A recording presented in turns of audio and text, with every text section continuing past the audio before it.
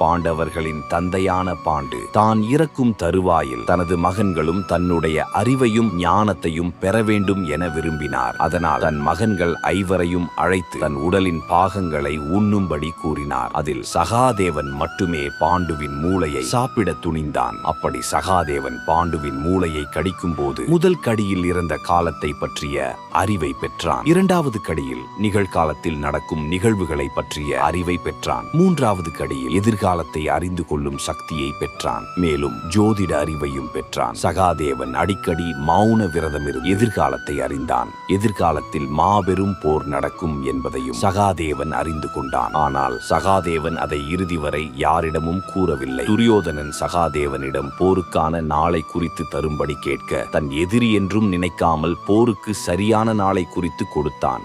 இதில் சகாதேவனின் ஞானம் மற்றும் நேர்மை தெளிவாகிறது.